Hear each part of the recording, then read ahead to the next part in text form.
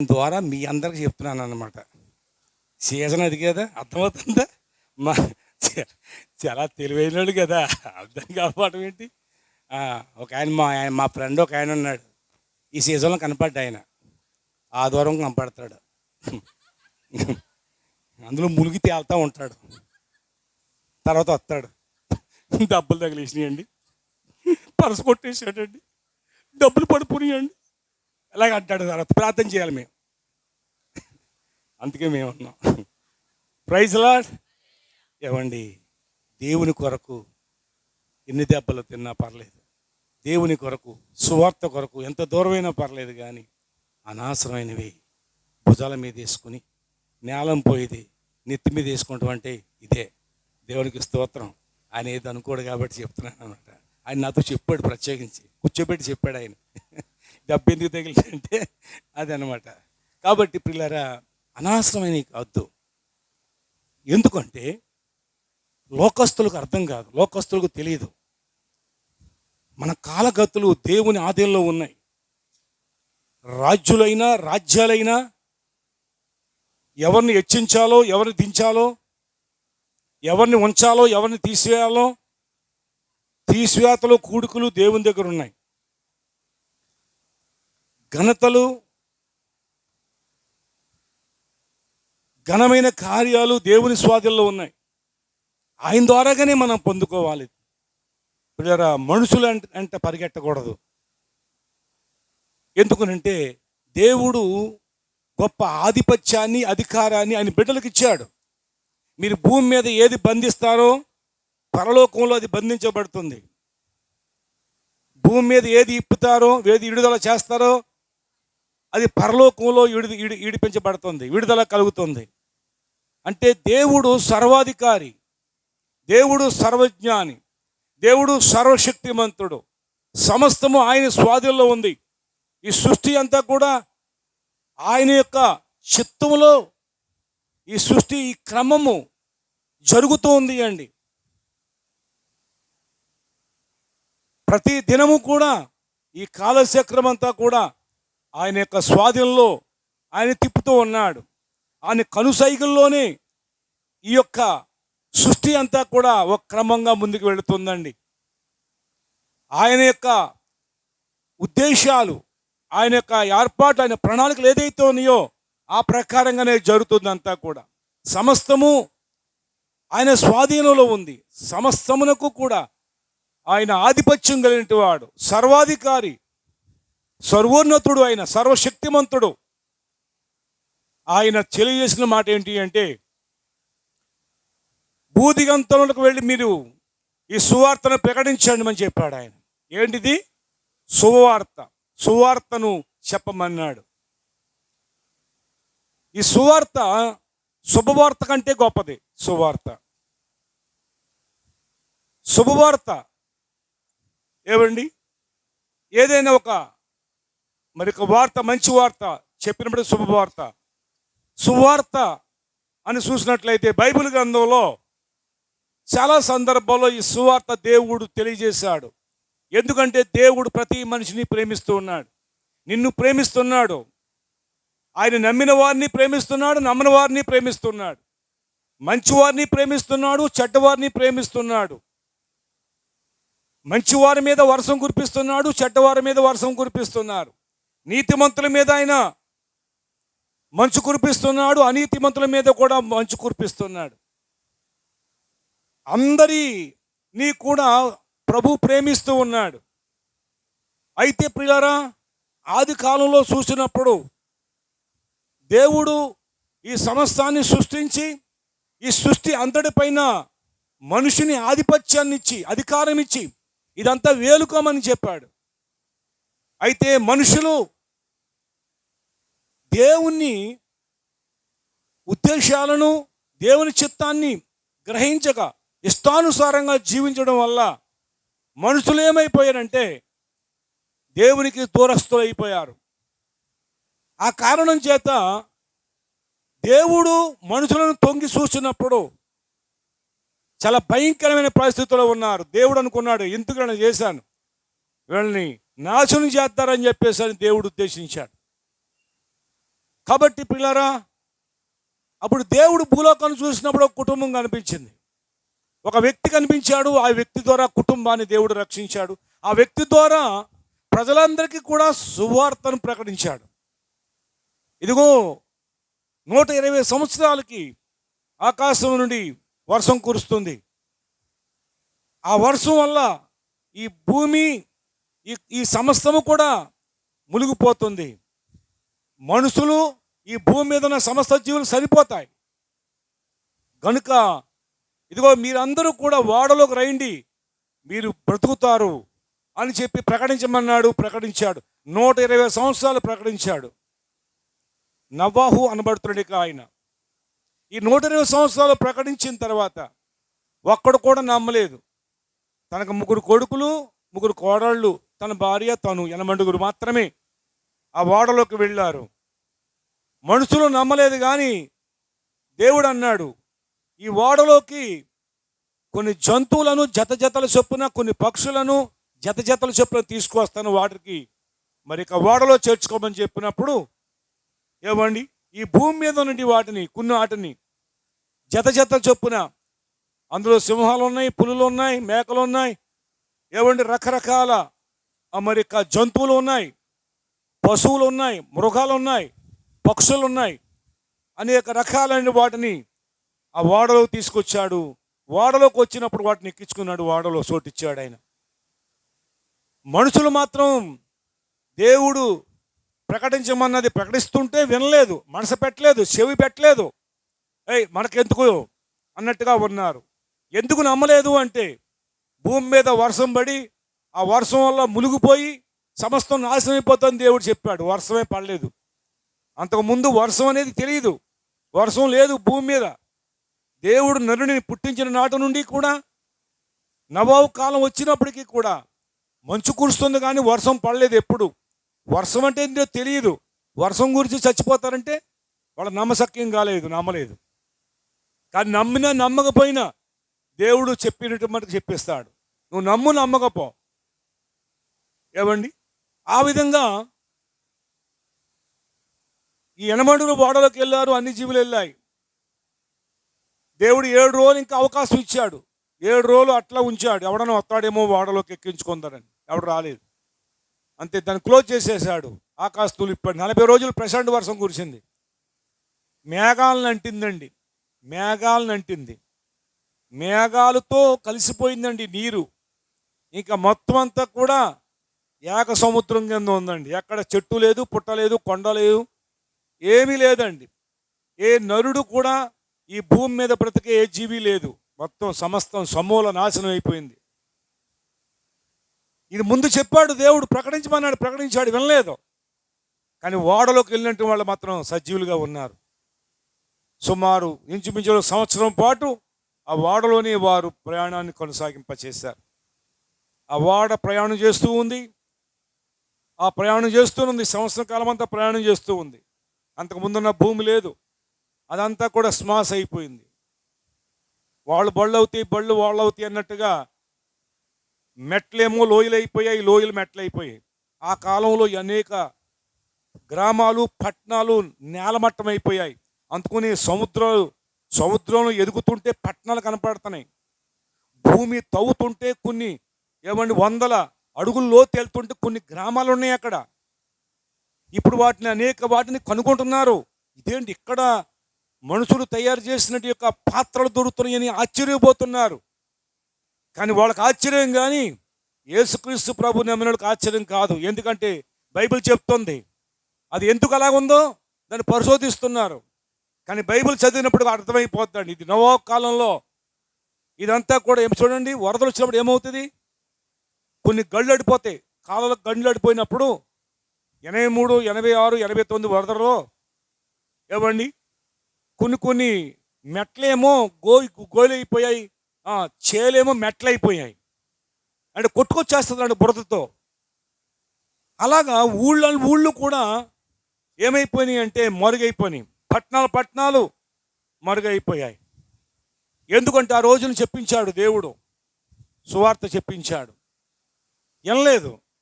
ఈరోజు కూడా దేవుడు సువార్త చెప్పండి, ఎందుకంటే ప్రభు రెండో రాకలో రాబోతున్నాడు. ఈ భూమి క్లోజ్ అయిపోద్ది, ఆకాశం గతించిపోద్ది, సూర్యుడు చంద్రుడు కూడా గతించిపోతారు, ఆకాశం సాపలాగా చుట్టబడుద్ది, నక్షత్రములు రాలిపోతాయి. కాబట్టి ఇదంతా కూడా శూన్యం అయిపోతుంది. సృష్టి అంతా కూడా, మనుషుడు ప్రతి ఒక్కడు కూడా క్లోజ్ అయిపోతాడు మానవ జీవితం. కానీ మనుషుని ఆత్మ ఎల్లప్పుడూ ఉంటుంది. అది పరలోకంలో ఉండాలి, పాతాళ లోకంలో ఉండాలి. పరలోకంలో ఉండాలంటే కనుక సువార్త నమ్మాలి, విశ్వసించాలి, రక్షణ పొందాలి. లేదు అంటే పాతాళ లోకంలోకి ప్రతి ఒక్కరి ఆత్మ వెళ్ళిపోతాం ఖాయమని ఈ భూమి ఆకాశాలు సృష్టించిన సృష్టికర్త అయిన దేవుడు తెలియజేస్తూ ఉన్నాడు. తెలియజేయటమే కాదు, మానవులందరి రక్షణ కొరకు ఆయన లోకానికి వచ్చి ఆయన ప్రాణాన్ని పెట్టాడు. ఆయన శిలువలో వేలాడి బలైపోయాడు. ఆయన రక్తం అంతా చిందించాడు. సమస్త మానవ జాతి కొరకు రక్షణ సిద్ధపరిచాడు. ప్రభునందు ప్రియమైన దేవుని బిడ్డలారా, యేసుక్రీస్తు అంటే ఎవరు అనుకుంటున్నాం? ఆయన సృష్టికర్త, ఆయన సర్వాధికారి, ఆయన సర్వశక్తిమంతుడు. ఆయన గురించి ఒక మాట చదువుతాం. కొలస్సీయులకు రాసిన పత్రిక 1వ అధ్యాయం 15, 16, 17 వచనాలు చాలు. ఏలయనగా ఆకాశం అందున్నవియు భూమి అందున్నవియు దృశ్యమైనవి గాని అదృశ్యమైనవి గాని ఆయన సింహాసనములైనను ప్రభుత్వములైనను ప్రధానులైనను అధికారులైనను సర్వమును ఆయన యందు సృజించబడిన. ఎవరి యందు? యేసుక్రీస్తు యందు సృజించబడింది. సర్వము ఆయన యందు సృజించబడెను. సర్వమును ఆయన ద్వారాను ఆయనను బట్టి ఆయన ద్వారా ఆయన బట్టి సృజించబడింది ఈ సృష్టి అంతా కూడా. ఎవరి ద్వారా అంటే ప్రభు అయిన యేసుక్రీస్తు ద్వారా ఈ సమస్తము సృష్టించబడింది. ఆయన మొదటివాడు కడపటివాడని బైబిల్ చెప్తోంది. ఆయన అన్నిటికంటే ముందున్నాడు. ఆయనే సమస్తమునకు ఆధారభూతుడు. ఆధారం ఆయనే, సమస్తమునకు ఆధారం ఆయనే. ఆయన 2000 సంవత్సరాలు క్రితం మానవులను రక్షించడానికి నరవతారుడుగా ఈ లోకానికి వచ్చాడు. ఆయన పరిశుద్ధుడు. ఆయన మానవులందరి పాపాన్ని పరిహరించడానికి ఆయన ప్రాణం పెట్టవలసి వచ్చింది. ప్రాణం పెట్టడానికి వచ్చాడు ప్రభువైన దేవుడు, ప్రభువైన యేసుక్రీస్తు ఈ లోకమునకు 2000 సంవత్సరాల క్రితం శరీరధారిగా వచ్చాడు. ఆయన యుగ యుగాల కంటే ముందు ఉన్నాడు. ఈ భూమి ఆకాశమును సృష్టించక ముందు ఆయన ఉన్నాడు. క్రీస్తు పూర్వం చరిత్ర చూస్తే ఆయన ఉన్నాడు. ఆయన కార్యాలు చూస్తే ఎంత అద్భుతంగా ఉంటాయో. దేవుడికి భేదం లేదు, అందరినీ ప్రేమిస్తున్నాడు. ఆయనను ఎరిగిన వారిని ప్రేమిస్తున్నాడు, ఆయన ఎరగని వారిని కూడా ప్రేమిస్తూ ఉన్నాడు. ఏమండి, సామంతులైనా ప్రేమిస్తున్నాడు, సామాన్యులైనా ప్రేమిస్తున్నాడు, అందరినీ కూడా ప్రేమిస్తూ ఉన్నాడు. ఒకసారి ఒక సంఘటన చెప్తాను ఈ రాత్రి. క్రీస్తు పూర్వం అది అంటే నేను చెప్పే ప్రతిదీ కూడా బైబిల్లోనే చెప్తాం, కల్పించి ఏం చెప్పబడదు. బైబిల్ గ్రంథంలో దేవుడు రాంచినట్టు యొక్క విషయాలను, వాస్తవాలను ఈ రోజున మనం కొంత ధ్యానం చేసుకుందాం. బైబిల్ గ్రంథంలో ఒక రాజు ఉన్నాడు. ఆ రాజుకి దేవుడు తెలియదు, కానీ దేవుడు అందరిని ఎరుగుడు. అందరూ తెలుసు, దేవుడికి అందరూ తెలుసు. దేవుడు అందరూ ఎరగరు. అందరూ ఎరిగిన దేవుడు వేరు, అందరిని ఎరిగిన దేవుడు వేరు. చాలామంది ఏమంటారంటే, ఒక ఆయన అన్నాడట, ప్రధానమంత్రి నాకు బాగా తెలుసు అన్నాడట. ఇంకా అనేక మంది ఈ వెనకాల పడ్డారండి. అయితే కొంచెం రికమెండ్ చేయి బాబు, మేము మాట్లాడుకుంటామని చెప్పేసి సరే అన్నాడట. అందరూ వచ్చి తలకోటి తెచ్చిచ్చేస్తున్నారు ఈయనకి. అనేక రకాలుగా బహుమతులు గిఫ్ట్లు ఇచ్చేస్తున్నారండి. ఒకరోజు అడిగారు, సరే నీకు ఎలా తెలుసు అంటే, రోజు పేపర్ చూస్తాను, రోజు చూస్తాను ఆయన బొమ్మ. ఆయన తెలిసి నీకు?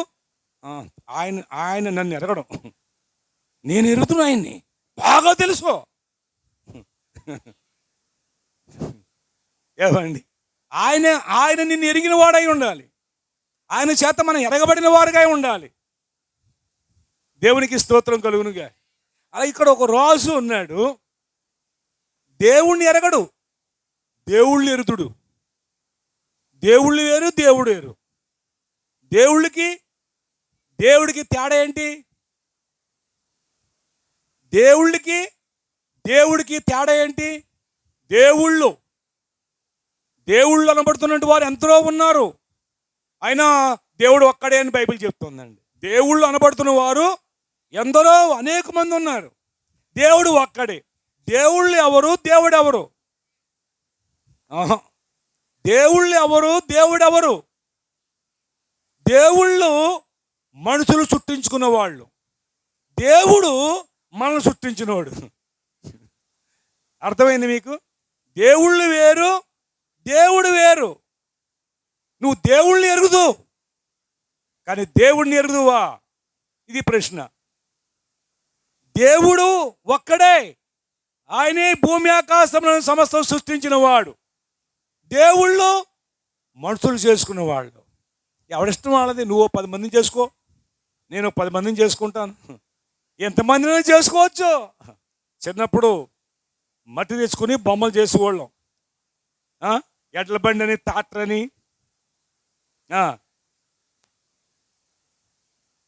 ఏంటండి, అమ్మని నాన్నని మేమే తయారు చేసుకునేవాళ్ళం. వాళ్ళ అమ్మ నాన్న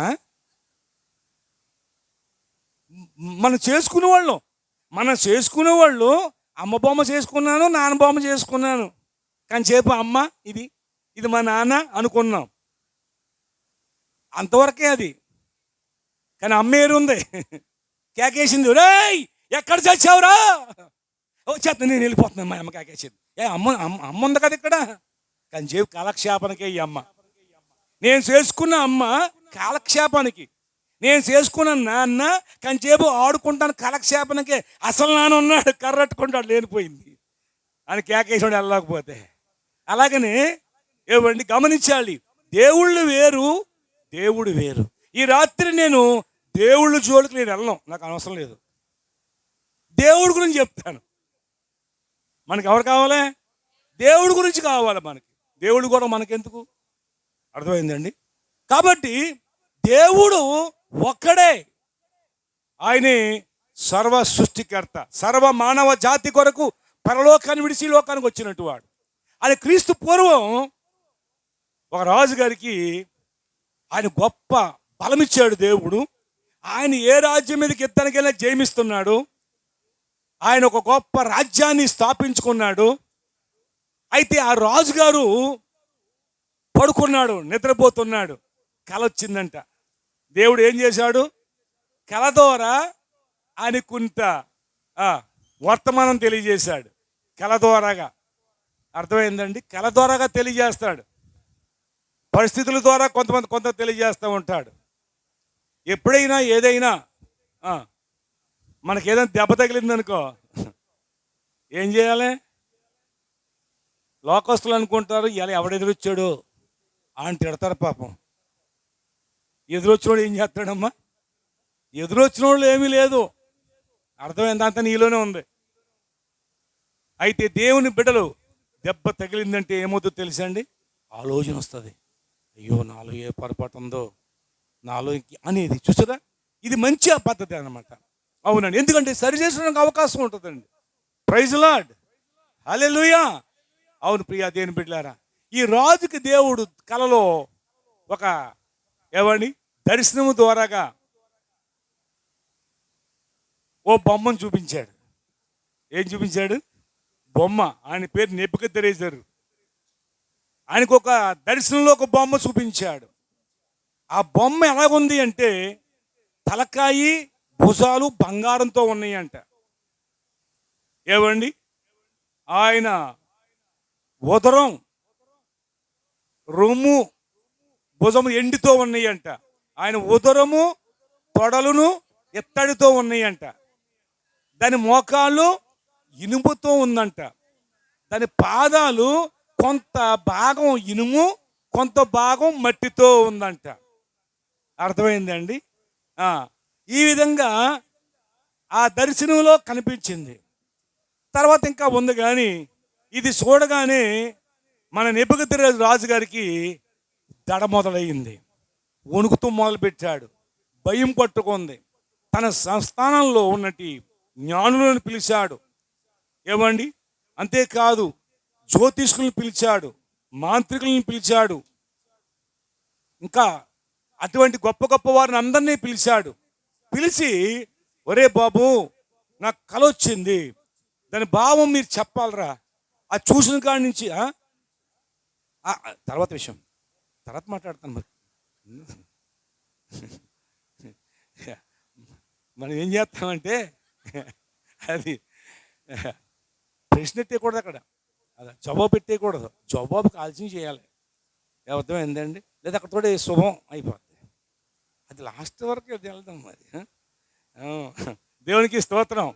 ఇక్కడ రాయబడుతున్న మా విషయం చూస్తే, ఈ విధంగా కల వచ్చిందని చెప్పినప్పుడు జ్యోతిష్కులు వచ్చారు, మాంత్రికులు వచ్చారు, చెకులు గాండ్లు వచ్చారు, శేఖరాలు చూస్తారు కదా, భూత వైద్యులు వచ్చారు, ఏమండి, మాదీయులు వచ్చారు, పారసీకులు వచ్చారు, అందరూ వచ్చేసారు. సంస్థానంలో నుండి యొక్క జ్ఞానులు అనబడి అందరూ వచ్చేసారు. రాజుగారు చెప్పండి అన్నారు. ఏముంది, నాకు కల వచ్చిందయ్యా, నాకు కళ చెప్పండి అన్నప్పుడు, చెప్తామయ్యా, మేము అందుకో ఉన్నాం, మీ ఉప్పు పులిచి తింటున్నాం, చెప్తాం, కళ చెప్పండి రాజుగారు అన్నాడు. నేను కళ చెప్పను, నేను కళ మర్చిపోయాను. అసలు నాకు కళ ఎలా వచ్చిందో మీరు చెప్తే నాకు కళభావం చెప్తారని అప్పుడు నమ్ముతాను, నాకు నమ్మకం ఏర్పడుతుంది. ముందు నాకు కళ ఎలాగ వచ్చిందో చెప్పండి, అప్పుడు దాని భావం చెప్పండి అన్నాడు. వెంటనే కూడా ఒకళ్ళ మొక్కల్లో ఒకళ్ళు చూసుకోవడం మొదలెట్టారు. ఈ రోజుల్లో కూడానండి జ్యోతిషం చెప్పేవాళ్ళు ఎక్కువైపోయారు. ఏమండి? వారికి ఫాలోవర్స్ కూడా ఎక్కువైపోయారు, లక్షల మీద అండి. ఎవరికే? జ్యోతిష్కులు చెప్పేవాళ్ళకి చాలామంది పడుతున్నారు. ఏ పార్టీ నెక్కుతో చెప్పు, ఏ పార్టీ నెక్కుతో చెప్పు అంటున్నారండి. ఏమిటి? ఒకడు అది అంటాడు, ఒకడు ఇది అంటాడు, ఒకడు కర్ర ఉన్నాడు, పోన్సాం అన్నాడు, దానికి దీనికి సెంటర్లో ఉందంటాడు. అవుతే అది రావచ్చు, ఇది రావచ్చు అంటాడు. అవుతా అబ్బాయి లేకపోతే అమ్మాయి అనేది ఎవడని చెప్తాడు కదా.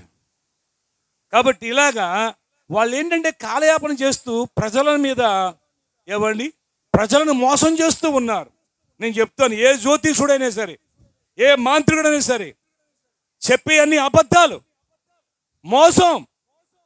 ఎందుకు ఈ మాట నేను గడికి చెప్తున్నాను తెలుసా అండి?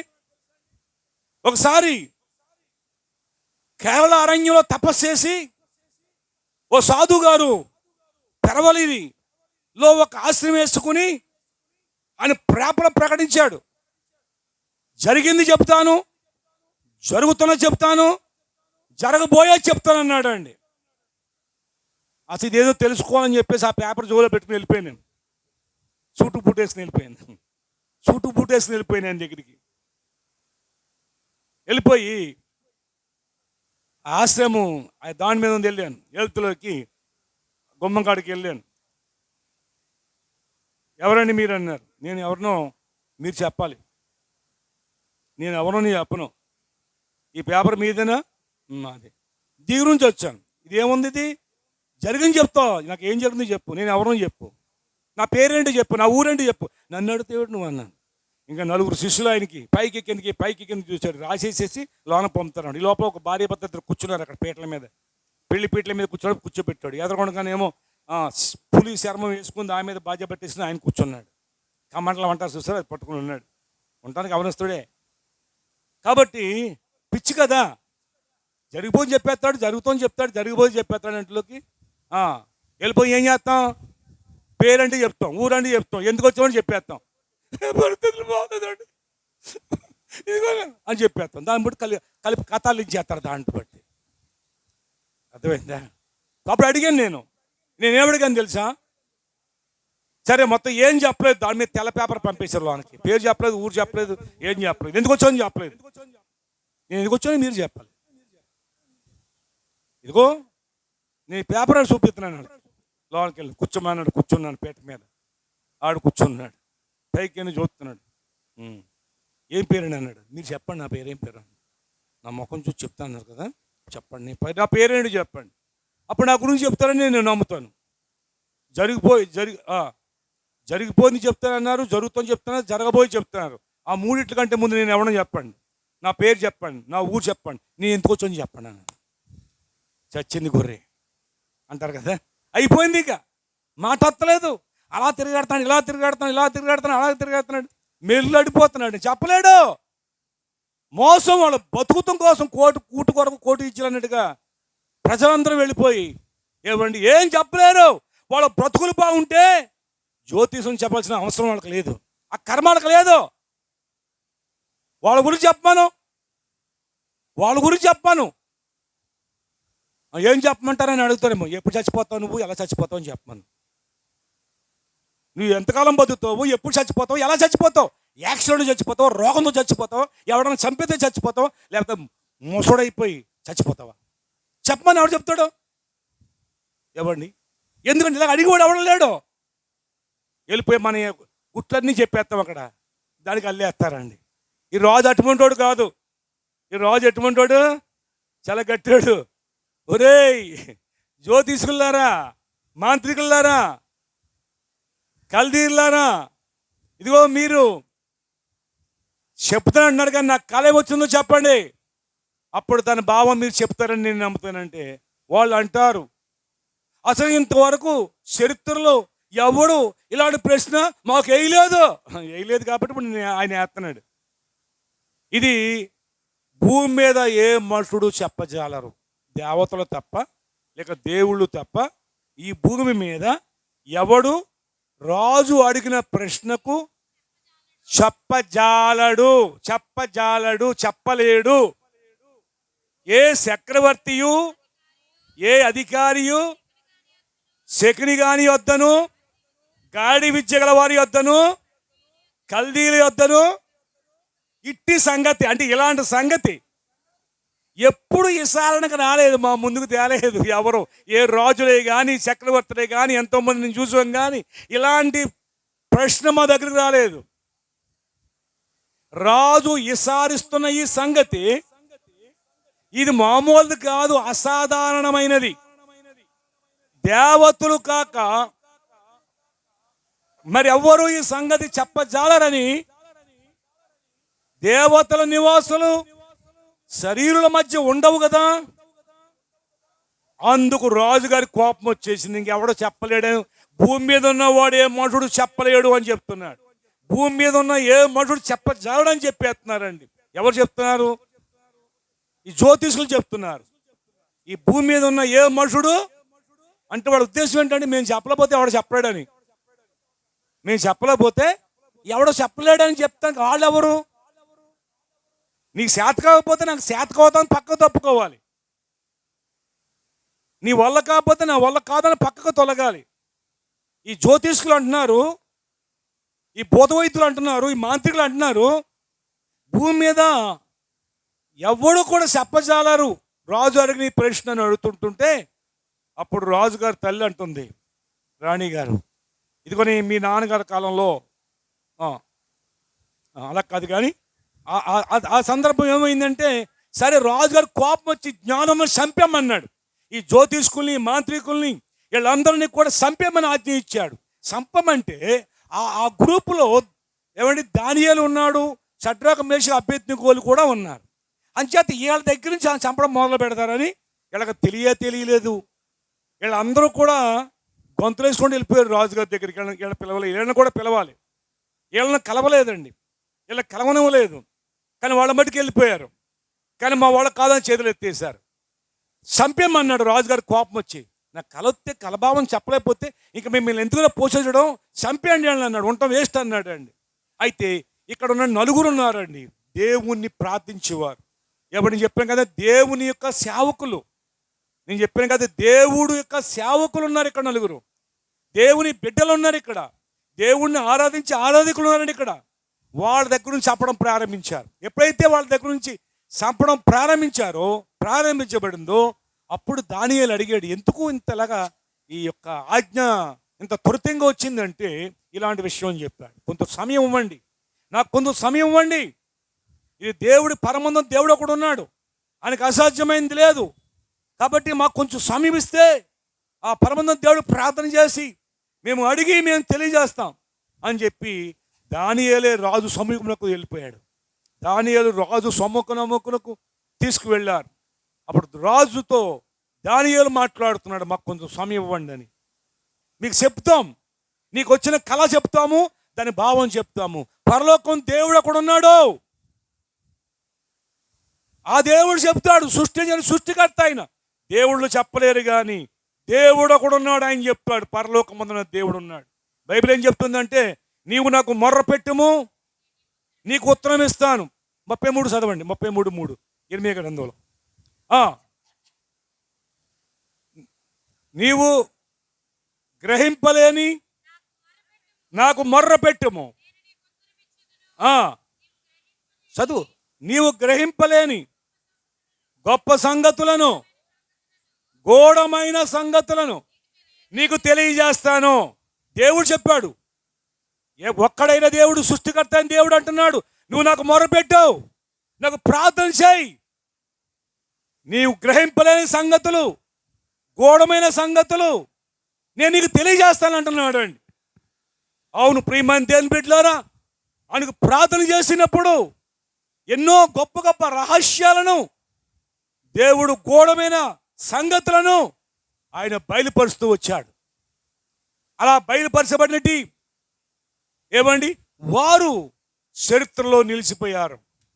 ప్రియ దేవుని బిడ్డలారా, ఆ విధంగానే దేవుడికి మొరపెట్టారు.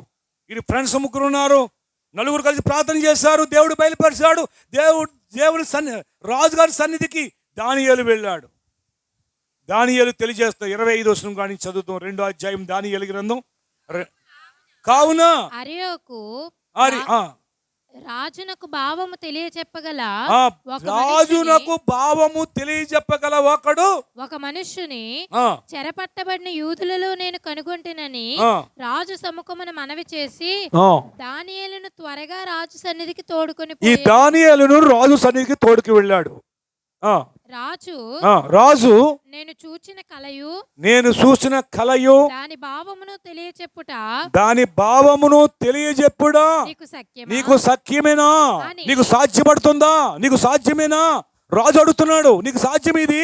ఎందుకంటే మా దగ్గర ఉన్నట్టు జ్యోతిష్కులు మాకు సాధ్యం కాదన్నారు, భూత వైద్యులు మాకు సాధ్యం కాదన్నారు. ఏమని ఇంకా అనేక మంది మా రాజ్యంలో ఉన్న వాళ్ళు అందరూ కూడా ఏ మనుషుడు చెప్పజాలడు భూమి మీద అన్నారు. నీకు చెప్తాను వస్తున్నాను, మీకు సాధ్యమేనా, నీకు సైక్యమేనా అని అడుగుతున్నాడు. దానియేలు దేవుని రాజుగారి సముఖంలో చెప్తున్నాడు.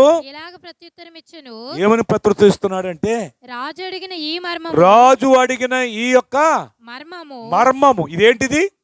మర్మము. జ్ఞానులైనను గారడి విద్య గలవారైనను శకున గాండ్రలైనను జ్యోతిష్కులైనను ఏ మాత్రం వాళ్ళకి తెలియజెప్పలేరు, వాళ్ళ కాదు. అయితే బాగా గమనించండి, అయితే మర్మములను బయలుపరచువాడు, మర్మములు బయలుపరిచే దేవుడొకడు పరలోకమందున్నాడు. Praise lord. ఆయనే ప్రభు అయిన దేవుడు. మమ్మలన్నింటినీ బయలుపరచగల దేవుడు పరలోకంలో ఒకడున్నాడు. అంచె దినములందు కలగబోవు దానిని అంచె కాలములో, అంచె దినాల్లో కలగబోయే దానిని ఆయన రాజుకు నెబుకద్నెజరుకు నీకు తెలియజేశాడు. ఏమని చెప్తున్నారు తెలుసండి వీళ్ళు? ఈ దేవుని ఆరాధించువారు, ఏకైక దేవుణ్ణి సేవించువారు, ఏకైక దేవుణ్ణి ఏమండి మరి మహిమపరుస్తూ ప్రార్థించేవారు అంటున్న మాట ఏంటంటే, రాజా అంచె దినాలలో ఏది జరగబోతుందో, ఏది జరగాలని దేవుడు నిర్ణయించాడో ఆ జరగబోయే అన్ని కూడా నీకు ముందుగా ఈ కళ ద్వారా దేవుడు తెలియజేశాడు. అంచె కాలాల్లో జరగబోయేది దేవుడు నీకు తెలియజేశాడు. ఏంటి అని చూస్తే చదవండి. తాము పడక మీద పరుండి చెప్తున్నాడు, కళ చెప్తున్నాడు. ఇప్పుడు కళ భావం కాదు, కళ చెప్తున్నాడు. మీరు పడకెక్కారు, నేను పడుకున్నానని, నిద్రపోవాలని మీరు పడక మీద పడుకున్నారు. మీరు పానుపు మీద పడుకోగానే ఆలోచన చేస్తున్నారు, ఆలోచిస్తూ ఉన్నారు. నా రాజ్య పరిస్థితి ఏంటి, నా రాజ్య భవిష్యత్తు ఏంటి, ఈ యొక్క ప్రస్తుత కాలములో గడిచిన పిమ్మట ఈ కాలము గడిచిపోయే తర్వాత ఏమి జరుగునో, తర్వాత కాలం ఏం జరగబోతుంది, ఏం అవ్వబోతుంది అని మనసులో అనుకుని పడుకున్నావయ్యా నువ్వు. Praise lord. రాజుగారికి ఇంకా కలభావం చెప్పినంత ఆనందం అయిపోయింది. ఆయన పడుకున్నప్పుడు ఏం పడుకున్నాడంట, ఎలా పడుకున్నాడంట? ఏమండి, రాబో కాలములో ఏం జరగబోతుంది, నా దేశ పరిస్థితి ఏంటి, నా ప్రజల పరిస్థితి ఏంటి, ఈ ప్రస్తుత కాలమున ఇది కాలం గడిచిపోయిన పిమ్మట ఎలాగుంటుంది, ఏం జరగబోతుంది అని ఆయన మనసులో మనోషంత. ఏ సెంత అండి? ఏవండి, అధికారి అంటే అలా ఉండాలండి. అధికారి అంటే అలా ఉండాలండి. ప్రజల విషయంలో చింతన కలిగిన వాడై, ప్రజల పట్ల బాధ్యత కలిగిన వాడై, అయ్యో నా ప్రజల విషయంలో నేనేం చేయాలి, నా ప్రజలకు నేనేం మంచి చేయాలి, నా ప్రజల భవిష్యత్తు ఎలా ఉండబోతుంది, నేనేం చేయగలను. ఆయన రాజు, బబులోను దేశానికి రాజు. ఆయన తన ప్రజల గురించి ఆలోచన చేస్తున్నారండి. ఈ రోజున ఏం చేస్తున్నారు, ఏం ఆలోచన చేస్తున్నారండి నేటి కాలం అధికారులు, నేటి కాలం యొక్క అధికారులు ఏం ఆలోచన చేస్తున్నారు? కానీ ఏం ఆలోచన చేయాలో చెప్తున్న బైబిల్. ప్రజల పట్ల బాధ్యత కలిగిన వారై, ప్రజల చింతన కలిగిన వారై, పిల్లరా తన దేశము విషయంలో భారము కలిగిన వాడై మనోషంతతో ఆ పడుకుని ఆలోచన చేస్తున్నాడు. తన దేశ భవిష్యత్తు ఎలా ఉండబోతుంది, తన దేశ పరిస్థితి ఎలా మారబోతుంది, అంచు దినాల్లో ఎలా ఉంటుంది, ఈ కాలం గడిచిన పిమ్మట నా రాజ్య పరిస్థితి ఎలా ఉండబోతుంది అని పడుకున్నాడట ఆలోచన చేస్తూ. అయ్యా, మీరు పడుకునేటప్పుడు కళ రాకపోవడం మీ మనసులో అనుకున్నది ఇది అడగలేదు రాజుగారు. రాజుగారు ఏం అడిగాడు? కళ వచ్చింది, ఏమొచ్చిందో చెప్పు, దాని భావం చెప్పు అన్నాడు. కానీ కళకు ముందు కూడా చెప్తున్నాడు. కళకు ముందు మీరు ఎలాంటి మనసు కలిగి ఉన్నారో, కళకు ముందు ఏ ఆలోచన కలిగి ఉన్నారో, ఏ మనస్తత్వం కలిగి ఉన్నారో, మీరు పడుకునేటప్పుడు ఏం ఆలోచించుకుని పడుకున్నారో కూడా చెప్తున్నాడు అండి. బైబిల్ ఏం చెప్తుందో తెలుసా? యోహాను సువార్త 2:23-24 వచనాలు అనుకుంటా. అదేనండి. అయితే యేసు అందరిని ఎరిగిన వాడు గనుక. Praise lord. యేసు ప్రభుకి ఎవరు తెలుసు? అందరూ ఎరిగిన వాడు గనుక. అందరిని ఎరిగిన వాడు యేసు ప్రభు. నీ ఇంట్లో ఉన్నావు కదా, నిన్ను కూడా ఎరుగుడు, నీ పేరు ఎరుగుడు, నీవేమనుకుంటున్నావో, ఇప్పుడు ఏం తలస్తున్నావో తెలుసా ఆయనకి. కొంతమంది ఏం తలస్తున్నారు తెలుసా? ఇద్దరు బాబు ఈ గోల మాకు, మీరు నమ్మకుండా నమ్ముకున్నారు, మాకు ఎందుకు అనుకుంటున్నారు కొంతమంది. మీ మనసు ఎరిగిన వాడు దేవుడు, అందరినీ ఎరిగిన వాడు ఆయన, కొందరిని కాదు, అందరిని ఎరిగిన వాడు ఆయన. మనుష్యుని ఆంతర్యమును ఎరిగిన వాడు. అంతేకాదు, మనుషుని ఆంతర్యము ఎరిగిన వాడు, అంతరంగం ఎరిగిన వాడు. నీ అంతరంగంలో ఏముందో ఆయన చెప్పగలవాడు, ఆయనకి ఎరుతుడు. అలాగనే ఇక్కడ చూస్తే ఆయన పడున్నప్పుడు ఏ మనసుతో ఆలోచన చేస్తున్నాడు, ఎలాంటి చింతనతో పడుకుంటున్నాడో ఆ విషయం చెప్తున్నాడు అండి. ఇంకా ఆశ్చర్యమైపోయింది రాజుగారికి. ఏమండి, జ్యోతిష్కులు ఏమన్నారు? భూమి మీద ఎవడో చెప్పలేడంట, వీళ్ళకి తెలపదే ఎవడో తెలదనమాట, ఎవడో చెప్పలేడట. ప్రియమైన దేవుని బిడ్డలారా గమనించండి, దేవుడికి సమస్తం సాధ్యం. అలా పడుకున్నారు. అలాంటి మనోచింతతో మీరు పడుకున్నప్పుడు రాజా తాము చూచుచుండగా బ్రహ్మాండమైన ఒక ప్రతిమ మీకు కనబడను కదా. ఈ బాబు నిజం నాయన, ప్రతిమ కనపడింది. ఈ గొప్ప ప్రతిమ ఈ గొప్ప ప్రతిమ మహాప్రకాశమును మహాప్రకాశమును భయంకరమైన రూపమును గలదై తమరి ఎదుట నిలిచెను. తమ ఎదుట నిలవబడింది. అప్పుడు మీకు దడ పుట్టుకుంది. ఎందుకంటే ప్రతిమ ఎలా కనపడుతుంది? తలకాయ ఎలాగుందండి? తర్వాత చదవండి. ఆ ప్రతిమ యొక్క శిరస్సు మేలిమి బంగారం కాదు, మేలిమి బంగారం అంట. తలకాయ ఎంత ఎలాగుంది? ఆ ప్రతిమ యొక్క తలకాయ అంతా మేలిమి బంగారంతో ఉందంట. కల్లో దాని భుజాలు రొమ్ములు వెండితో ఉన్నాయి అంట. దాని పొట్ట అంటే ఉదరము తొడలు ఎత్తడితో ఉన్నాయి అంట. దాని మోకాళ్ళు ఇనుపుతో ఉన్నాయి అంట. దాని పాదాలు ఒక భాగము మట్టి, ఒక భాగము ఇనుము. ఇది గమనించండి. దీని గురించి తర్వాత వివరించారండి. అంటే బంగారం అంటే ఇది తన రాజ్యాన్ని సూచిస్తోంది. రాజా, నీ కాలాన్ని సూచిస్తుంది ఈ బంగారం అనేది. నీ తర్వాత ఇదిగో మరొక రాజ్యాన్ని సూచిస్తుంది. దాని తర్వాత ఉదరం అనబడుతున్నది మరొక రాజ్యాన్ని సూచిస్తుంది. దాని తర్వాత ఇనుము అనబడుతున్నది మరొక రాజ్యాన్ని సూచిస్తుంది. ఆ రాజ్యాలన్నీ రాయబడ్డాయి అక్కడ. ఆ తర్వాత పాదాలకు వచ్చినప్పటికీ కొంత మట్టి, కొంత ఇనుము కలిసి ఉంది. ఎప్పటికీ అతుక్కుంటలేదు, ఇడిపోతుంది. అలాగే మనుషులందరూ అంచె దినాల్లో వారు కలవరు, ఎవరు పొసకరు. ఏమండి, ఏమాత్రము కూడా వారు మధ్యలో ఒక ఐక్యత రాదు, ఉండదు. అంతేకాదు, రాజ్యం మీదకి రాజ్యం లేస్తాయి, దేశం మీదకి దేశం, ప్రజల మీదకి ప్రజం, ఒక వర్గం మీదకి మరొక వర్గం, ఓ కులం మీదకి మరో కులం, ఓ మతం మీదకి మరో మతం. ఈ రకంగా జరగబోతుందని అంటే ఈ కాళ్ళ భాగంలో ఉన్నటి ఇనుము మట్టి ఉన్నటి పరిస్థితి ఏంటి అంటే అంచు కాలం అనేది ఈ దినాల గురించి చెప్పుతుంది. ఈ దినాల గురించి క్రీస్తు పూర్వము 500 సంవత్సరాల క్రితమే దేవుడు దానియేలుకి దేవుడు చూపించాడు. ఈ దినాలకు సూచిస్తుందండి. నేటి కాలంలో చూడండి, ఎక్కడ చూసినా యుద్ధాలండి. దేశం మీదకి దేశం యుద్ధాలు. ఇదిగో నీకంటే బలమైన ఆయుధాలు నా దగ్గర ఉన్నాయి, దగ్గరికంటే ఇంకా బలమైన నా దగ్గర ఉన్నాయి, నీ దగ్గర కంటే ఇంకా బలమైన శ్వాస చేసే ఏంటండి అయ్యి అణుబాంబులు నా దగ్గర ఇసిరేస్తానంటున్నాడు అండి.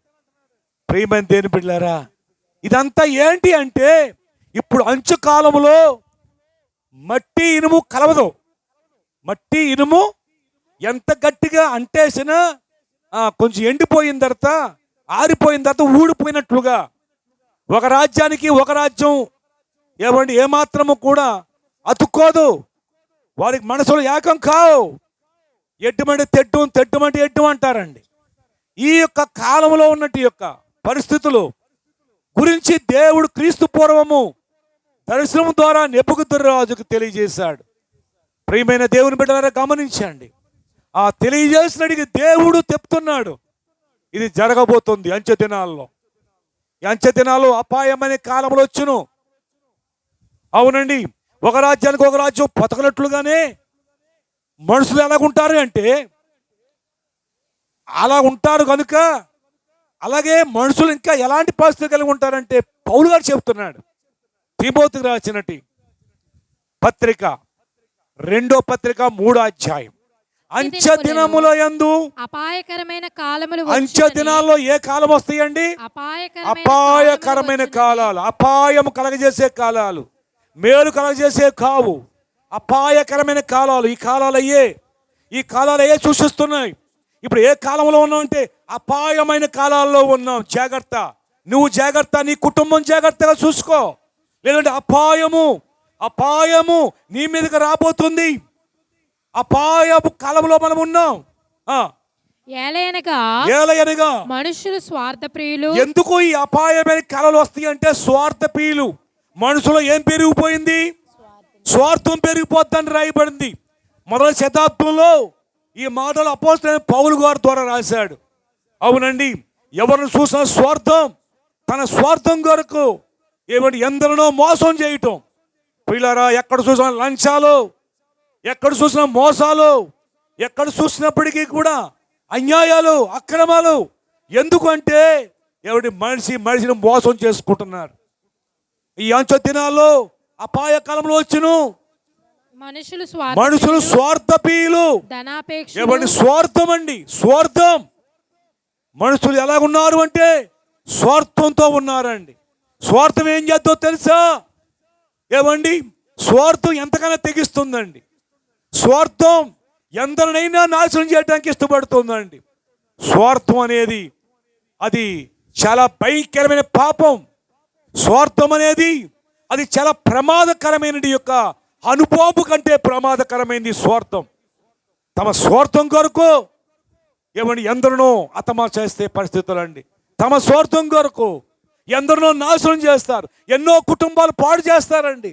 తమ స్వార్థం కొరకు తమ స్వార్థం చూసుకుంటారండి. తమ స్వార్థమే. నేటి కాలంలో చూసినప్పుడు ఎవరి స్వార్థం వాళ్ళదే. ఏమండి, స్వార్థం. తన స్వార్థం కొరకు ఎందరో జీవితాలు బలైపోతాయి నేటి కాలంలో. నేటి కాలంలో చూస్తే ఎందరో బ్రతుకులు ఈదులో పడిపోతున్నాయి. కారణం ఎందుకో తెలుసా? స్వార్థం వల్ల. తమ స్వార్థం వల్ల ఎందరో జీవితాలు పాడు చేసేస్తున్నారండి. నేను పేర్లు చెప్పను. ఎవరో రావటం, ఎవరి పేర్లు చెప్పుకోవటం, పార్టీ పెట్టేయటం, నా ప్రాణం అనే ఇస్తానంటాం. ఏమండి, ఇలా ఈ మాటలు నమ్మేసి కొంతమంది బికారోళ్ళలాగా వెనకాల పెడతాం. ఆ తర్వాత వాళ్ళ స్వార్థం కోసం మరో పార్టీలోకి వెళ్ళిపోతాం. నమ్ముకున్న వాళ్ళు అందరూ ఏమైపోతారా? దుమ్ము అయిపోతారు. చూసారండి, తమ స్వార్థం. తను బాగుండాలంటే అప్పుడు దాకా జై అన్నాడు. ఇందులో నీకు సీట్ లేదని కానీ పొయ్యి అన్నాడండి. అందులో జై అన్నాడు వెళ్ళి. ఎందుకని? ఆడు స్వార్థం. మనుషుడు ఏంటంటే నేను బాగుంటే చాలు, వాళ్ళందరూ పోయినా పర్లేదు. బైబిల్ చెప్తుంది, నేను చెప్పే మాట కాదు. ఈ అంచె దినాల్లో స్వార్థ ప్రియులు. ఎవరు చూసా స్వార్థం అండి. ప్రియ దేని బిడ్డలు గమనించండి. జాగ్రత్త. నీవు జాగ్రత్త, నీ కుటుంబం జాగ్రత్త, నీ పిల్లల జాగ్రత్త. ఈ రోజున పిల్లలు బలి పశువులు అయిపోతున్నారండి. ఏమండి, బలి పశువులు అయిపోతున్నారండి. అవునండి, ఇక ఓటు రాదు, ఏమి రాదు. జై జై జై అంటూ జెండాలు తిరుగుతున్నారండి. ఏమండి, యాక్సిడెంట్ అయిపోతున్నాయి. ఎంతో మంది ప్రాణాలు కోల్పోతున్నారు. పిల్లారా, మీ పిల్లలను జాగ్రత్త. అది మాత్రం వాళ్ళని సర్వనాశనం చేసేస్తుందండి, కబలంబించేస్తుందండి వాళ్ళ స్వార్థం కొరకు. ఏమండి, ఎంతో మంది నేను పేర్లు చెప్పను కానీ మీకు తెలిసే వాళ్ళ స్వార్థం కొరకు ఏమండి మందు బాటిల్ ఇచ్చేస్తారండి ఫ్రీగా. చీప్ నిక్కర్లో, డూప్ నిక్కర్లో పంచిపెట్టేస్తా. అలవాటు లేనాడు కూడా తాగేస్తున్నాడండి. తర్వాత ప్రాణాలు కోల్పోతున్నారు, అనారోగ్య పాలు అయిపోతున్నారు, తాగుబోతులు అయిపోతున్నారండి. తాగుబోతులు అయిపోవడానికి కారణం ఎక్కువ శాతం ఎంతో తెలుసా? కొంతమంది స్వార్థం కోసం వీళ్ళ తాగుబోతులు చేసేస్తున్నారండి. వీళ్ళు తాగుబోతులు చేస్తేనే వాళ్ళు వెనకాల తిరుగుతారు. వాళ్ళు మళ్ళీ మాకు తాగుడు పోతారని చెప్పేసి అనేక మంది తాగుబోతులు అవడానికి కారణం ఏంటి తెలుసా? ఇప్పుడు అనేక మంది, కొంతమంది స్వార్థపరులు తమ స్వార్థం కొరకు ఈ పిల్లలను, ముక్కు పచ్చల ఆరని పిల్లలను బలి పశువులు చేసేస్తున్నారు. పిల్లారా, బైబిల్ చెప్తోంది ఈ అంచె దినాల్లో స్వార్థపరులు ఉంటారట. ధనాపేక్ష. ఎవడి ధనం మీద వ్యామోహం. ఏమండి, ధనం, డబ్బు. ఏమండి, నేటి కాలంలో ప్రియులారా దానికోసం ఎంత ఏమండి దిగజారిపోవడానికైనా ఇష్టపడుతున్నారు. మనుషులు దిగజారిపోవడానికి ఇష్టపడుతున్నారు. డబ్బు కోసం ఎంత మోసం చేయడానికి ఇష్టపడిపోతున్నారు. ఎంతమంది ప్రాణాలు తీయడానికైనా ఇష్టపడిపోతున్నారండి. ఏమండి, డబ్బు యొక్క వ్యామోహం ఏంటది? ధనాపేక్ష. సమస్త కీడులకు మూలం, కీడుకు కారణం ధనాపేక్ష. డబ్బేనండి కీడు కారణం. డబ్బే ప్రాణాలు తీసేస్తుందండి. డబ్బేనండి కుటుంబాలను తగలేసేస్తుంది. డబ్బేనండి విరోధం పెడుతుంది. అన్నదమ్ముల మధ్య, అక్కజెళ్ళల మధ్య, తండ్రి బిడ్డల మధ్య, స్నేహితుల మధ్య ఏమండి ఎక్కువ విరోధం తెచ్చేది డబ్బు. ధనాపేక్ష. ఈ అంచె దినాల్లో మనుషులు ఎలాగున్నారు అంటే స్వార్థప్రియులే కాదు, ధనాపేక్షులుగా ఉన్నారట. పింకములాడు వారు పట్టుదలండి. ఏమైనా సరే ఏమని అని ఇగో ప్రదర్శిస్తూ ఉన్నారు, అహంకారం చూపిస్తున్నారు, అహంకారులుగా ఉన్నారంట అండి. నేనేంటో చూపిస్తానంటాడు, ఏం చూపిస్తాడో దేవుడు తెలియదు. నేనంటాడు తెలుసా అంటాడండి. అహంకారం, గర్వం. ఇంకా ఎలా ఉన్నారంటే దూషకులు, దూషిస్తారండి, ఇతరులను దూషిస్తారు, ఇతరులను దూషిస్తూ ఉంటారు, తన ఇరువులను దూషిస్తూ ఉంటారు. చివరికి తల్లిదండ్రులు కూడా దూషిస్తున్నారండి. తల్లిదండ్రులకు అవిధేయులుగా తయారైపోతారంటండి. అంచె దినాల్లో కుటుంబంలోనే పొసగదు.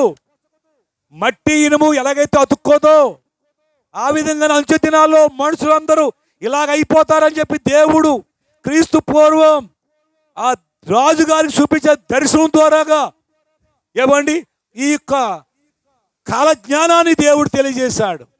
ఈ లోక భవిష్యత్తు గురించి దేవుడు తెలియజేశాడండి. కృతజ్ఞత లేని వారు మేలు పొందినప్పటికీ కృతజ్ఞత బదులుగా మేలు పొందినా కానీ కీడు చేసే పరిస్థితులు మనం చూస్తూ ఉన్నాం.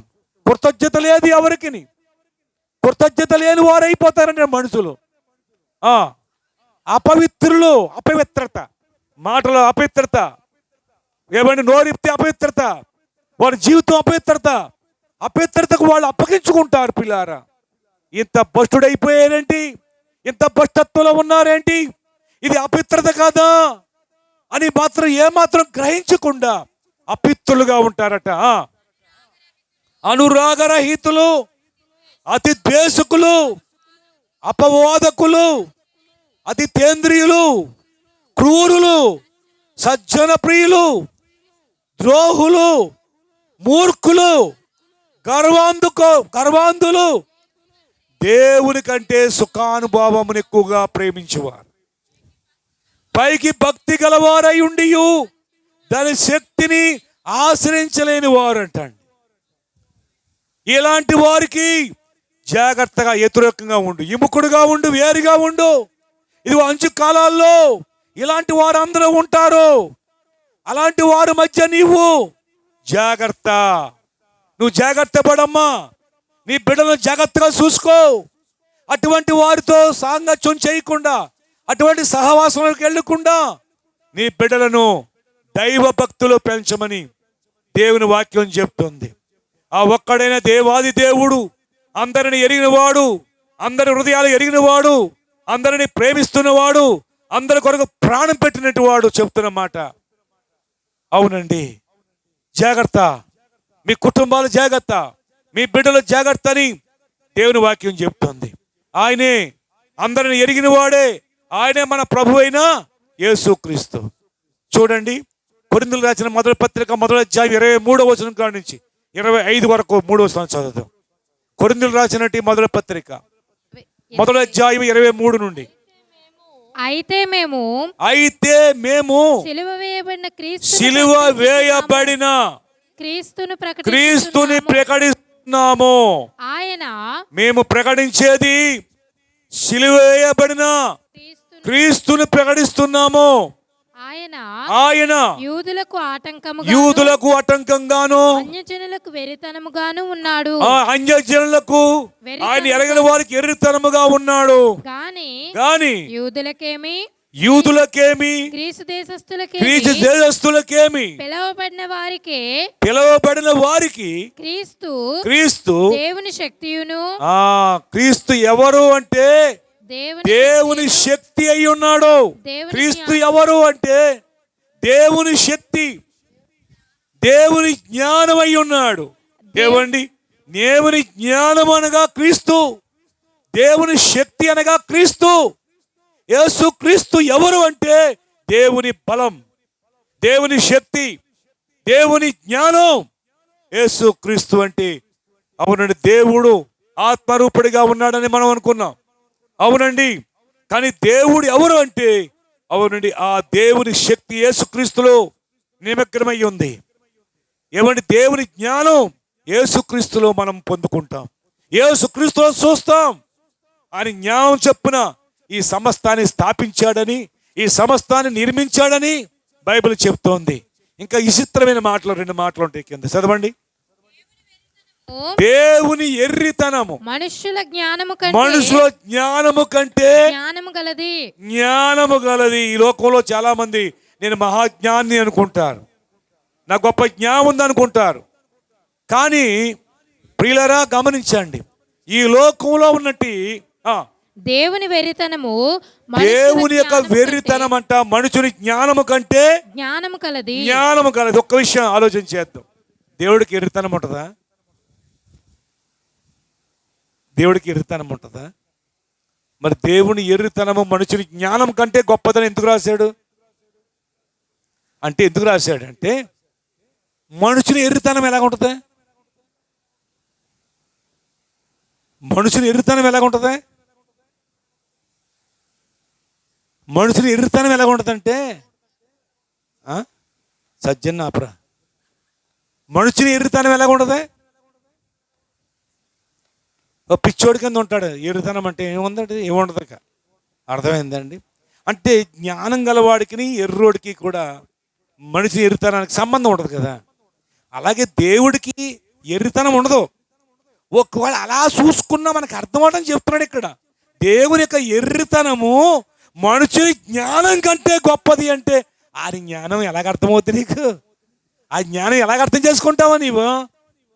అందుకనే బైబిల్ ఏం చెప్తుందో తెలుసా? మన పిల్లలకు జ్ఞానం కావాలి. ఏం కావాలి? జ్ఞానం కావాలి. దేవుడి దగ్గరికి వెళ్తే జ్ఞానం రాదు, దేవుడి మాట వింటే జ్ఞానం వస్తుంది. 3:6 చదవండి. అదే మరి 2:6 అమ్మ.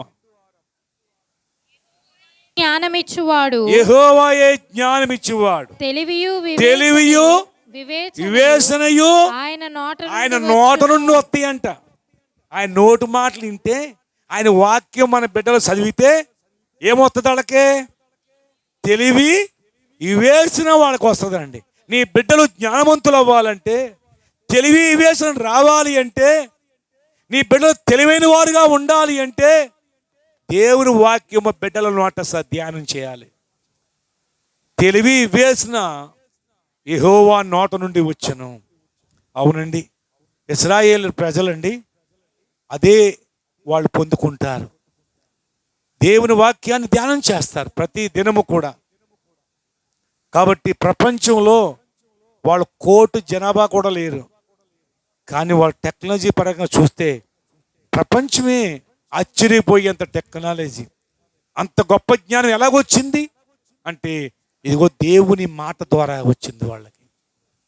అంతేకాదు, ఈ దేవుని మాట అయినట్టు ఈ బైబిల్ గ్రంథాన్ని చదివి ఎవరి ప్రపంచానికి ఎన్నో వారు అందించినట్టు భక్తులు ఎంతోమంది ఉన్నారు కదా. వారందరి గురించి చెప్పాలంటే నెట్లోకి వెళ్తే, గూగుల్లోకి వెళ్ళి కొడితే ఏమండి బైబిల్ చదవటం వల్ల ఏమేమి కనిపెట్టారో, ఎంతటి ప్రపంచంలో ఎంతటి ఉన్నతమైన స్థానం సంపాదించుకోగలిగారో ఏమండి మరి చరిత్ర చెప్తుంది పిల్లారా. గనుకనే దేవుని దగ్గర ఏముంది అంటే జ్ఞానం ఉంది. దేవుని యొక్క ఎర్రితనమే మనుషుని జ్ఞానం కంటే జ్ఞానం గలదైతే ఆయన జ్ఞానం ఎంత? ఆయన జ్ఞానానికి ఏమన్నా అంతుందా? అందుచేత ఆయన జ్ఞానం మనకి ఇవ్వటానికి సిద్ధంగా ఉన్నాడు. కాబట్టి మనము మన బిడ్డలు కూడా దైవ జ్ఞానాన్ని సంపాదించుకోవాలండి. అది ఆయన నోట నుండి వచ్చును అంటాడు. దేవుని యొక్క ఎర్రితనము మనుషుని జ్ఞానము కంటే జ్ఞానము గలది. తర్వాత దేవుని బలహీనత మనుషుల బలము కంటే మనుషుని బలము కంటే బలమైనది. దేవుడికి బలహీనత ఉంటుందా? దేవుడు బలహీనుడిగా ఉంటాడా? దేవుడు ఎప్పుడైనా బలహీనుడిగా అయ్యాడా? ఎప్పుడు దేవుడు బలహీనుడు కాడు. ఆయన సర్వశక్తిమంతుడు, ఆయన బలవంతుడు. ఆయన అవును పిల్లారా, నన్ను బలపరుచుని వాని యందే నేను సమస్తం చేయగలని పౌలుగా చెప్తాడు. కానీ ఆయన అంటాడు ఆయన బలహీనత మనుషుని బలము కంటే బలమైనది. మరి ఆయన బలం, ఇంకా ఆయన బలానికి అసలు మనము ఏమండి వివరించలేం, దానికి అంతు లేదు. ఆయన బలహీనత అంటే దేవుడు బలహీనుడు కాదు. కానీ మనకు అర్థమవటానికి మనుషుని బలహీనత మనుషుడు బలహీనుడిగా ఉన్నప్పుడు ఎలా ఉంటాడు?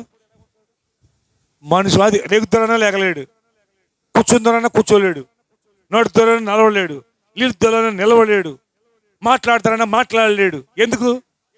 బలహీనుడు కాబట్టి కదా. కానీ దేవుని యొక్క బలహీనత మనుషుని బలము కంటే బలమైనది అంట. అయిపోయింది 25. ఓకే. కాబట్టి ప్రియమైన దేవుని బిడ్డలారా, ఆయన యొక్క జ్ఞానం, ఆయన యొక్క బలము యేసుక్రీస్తు మూలముగా దేవుడు మనకు దయచేస్తున్నాడు. ఈ అంచు దినాల్లో, ఈ భయంకరమైన దినాల్లో మనం ఉన్నాం పిల్లారా. ఇలాంటి దినాల్లో దేవుని యొక్క వాక్యం మనకు అవసరం, ఈ సువార్త మనకు అవసరం, ఈ రక్షణ అవసరం. ఇది వారు త్రోసివేశారు సమూలముగా. నవాహకాల్లో అందరూ కూడా శ్వాస అయిపోయారు. ఈ దినాల్లో ఈ సువార్త ద్వారాగా రక్షణ ప్రసాదిస్తున్నాడు. రక్షణ, అవునండి, పాపము నుండి, శాపము నుండి విమోచన, జన్మ పాపము నుండి, కర్మ పాపము నుండి రక్షణ అనుగ్రహిస్తున్నాడు ప్రభు. ఈ రక్షణ యేసుక్రీస్తులో మాత్రమే దొరుకుతుంది. కారణం, యేసుక్రీస్తు మాత్రమే మానవులందరి పాపమునకు పరిహారంగా ప్రాణం పెట్టాడు. ఆయన శిలువలో వేలాడి రక్తం చిందించి ప్రతి మనిషి పాపమునకు పరిహారం ఆయన దగ్గర సిద్ధపరిచాడు. కాబట్టి ఆయన యందు మనం విశ్వాసం ఉండడం ద్వారాగా నమ్మి బాప్తిజం పొందినవాడు రక్షించబడతాడు, నమ్మని వానికి శిక్ష విధించబడుతుంది. ఎందుకంటే ప్రతి మనిషి యొక్క ఆత్మ నిత్య నరకానికి పోబోతుంది. నిత్య నరకములో యుగయుగాలు అగ్ని ఆరని, పురుగు సావని, భయంకరమైన ఆ అగ్ని కూపములో, వ్యాధులు కలిగే స్థలములో నీ ఆత్మ నశించిపోవడం ప్రభుకి ఇష్టం లేక నీ ఆత్మ నరక శిక్షను తప్పించి ఆ పరలోకం తీసుకువెళ్ళాలని పరలోకం ముందునడి దేవుడు కన్య మరియ గర్భము ద్వారా ఉద్భవించి మానవులందరి కొరకు మానవుడిగా ఈ లోకానికి వచ్చి 33.5 సంవత్సరాలు జీవించి ఆయన ప్రాణం పెట్టి కలువరిగిరిలో ఆయన బలైపోయి ఆయన రక్తం అంతా చిందించి మరణించి సమాధి చేయబడి మరణం నుండి 3వ రోజున మృత్యుంజయుడై లేచాడు. అవునండి, ఏ విధంగా ఆయన మరణాన్ని జయించాడో ఆ విధంగానే మనందరినీ కూడా ప్రభునందు ప్రియులారా ఆయన మరలా పునరుద్ధానమందు మనందరం లేపుకుని ఆయనతో పాటు ఉండినట్లుగా యుగయుగాలు ఆ నిత్యత్వంలోకి మనందరం తీసుకువెళ్ళటానికి ఆయన మళ్ళీ రాబోతున్నాడు. ఆయన త్వరగా వస్తూ ఉన్నాడు. ఆయన రాక పూర్వమే యేసుక్రీస్తుని స్వరక్షకుడుగా నువ్వు అంగీకరిస్తే ఈ లోకంలో కూడా నీ పాప క్షమాపణ కలుగుతుంది, నీకు నెమ్మది కలుగుతుంది, నీకు శాంతి కలుగుతుంది, నీకు రక్షణ కలుగుతుంది. అంతేకాదు నీకు నిత్య జీవాన్ని దేవుడు అనుగ్రహించబోతున్నాడు, నిత్య జీవమునకు వాసుడు చేయబోతున్నాడు. ఈ సువార్త, అవునండి, ఈ సువార్త ద్వారా యేసుక్రీస్తునందు విశ్వాసం ఉంచినట్లయితే పరిశుద్ధ గ్రంథం చెప్తుంది రోమా 8:1 కాబట్టి క్రీస్తు యేసునందున్న వారికి ఏ శిక్షా విధియు లేదు. అంటే మానుషులందరి కొరకు పైకి నరక శిక్ష కాసుకుని ఉంది, నరకం కాసుకుని ఉంది. ఆ నరక శిక్షను తప్పించేది ఈ రక్షణ మార్గం ఒకటే. ఈ రక్షణ యేసుక్రీస్తు ద్వారాగా మాత్రమే. అందుకునే దేవుడు ఒక దేశానికి కాదు, ఒక కులానికి కాదు, ఓ మతానికి కాదు, ప్రపంచంలో ఉన్న మానవ జాతి అందరి కొరకు వచ్చాడు. అందుకునే ప్రపంచంలో నడిపొట్టున ప్రపంచానికి సెంటరు యెరూషలేం దేశం ఉందండి. యెరూషలేం దేశంలో యోధా జిల్లాలో బెత్లెహేము చిన్న గ్రామంలో ఆయన కన్య మరియ గర్భం పుట్టాడు. ఎందుకు పుట్టవలసి వచ్చింది అంటే ఆయన రక్త మాంసాలు కలిగి పుట్టాలి, రక్తం సిందించడం కోసం. దేవుడికి రక్త మాంసాలు ఉండవు, దేవుడు ఆత్మరూపుడు. మనకు మళ్ళీ రూపాలు ఉండవు, దేవుడికి రూపం ఉండదు. ఆత్మరూపుడు, సత్య స్వరూపుడు, ప్రేమ స్వరూపుడు. ఆయనకి ఎటువంటి రూపము లేదు, ఆయన రక్త మాంసాలు ఉండవు దేవునికి. కానీ మానవుల కొరకు ఆయన రక్తం కార్చవలసి వచ్చింది. ఎందుకంటే మనుషులందరూ పాపులై ఉన్నారు. కులం ఏదైనా, మతం ఏదైనా, దేశం ఏదైనా బైబిల్ చెప్తుంది ఏ భేదము లేదు, అందరూ పాపము చేసి దేవుడు అనుగ్రహించు మహిమను పొందలేకపోతున్నారని బైబిల్ చెప్తుంది. ఆ కారణం చేత పాపిని రక్షించాలంటే పరిశుద్ధుని రక్తం కావాలి. పరిశుద్ధుడు అనబడుతున్నటువంటి వాడు ఈ భూమి మీద తల్లి గర్భంలో పుట్టిన ప్రతి ఒక్కడు కూడా పాపియే అని లేఖనాలు చెప్తున్నాయి. అయితే దేవుడు ఒక్కడే పరిశుద్ధుడు, కానీ ఆయన రక్తం అవసరం లేవు. అయితే రక్తం చిందించబడాలి, తప్పదు. కనుకని దేవాది దేవుడైన ప్రభు కన్యమరియ గర్భమందు ఉద్భవించి 33.5 సంవత్సరాలు జీవించి ఆయన శిలువలో దుష్టుల చేతికి అప్పగించబడి రక్తమంతా చిందించి మానవులందరి కొరకు, ప్రతి కులం కొరకు, ప్రతి మతం కొరకు, ప్రతి దేశం కొరకు, ప్రతి భాష మాట్లాడే వారి కొరకు మనుషులు విభజించినట్లుగా దేవుడికి విభజించడం. దేవుడు విభజిస్తే మనుషులు బతకలేరు. అంటే దేవుడికి ఒక కులం ఉండి నా కులానికి గాలిస్తానని అనుకోండి, తక్కువ వాళ్ళందరూ ఏమైపోతారు? చచ్చిపోతారు. దేవుడికి ఒక మతం ఉండి నా మతం ఉన్న వాళ్ళకే నీరిస్తానని అనుకోండి, తక్కిన వాళ్ళు నీళ్ళు లేకపోతే చచ్చిపోతారు.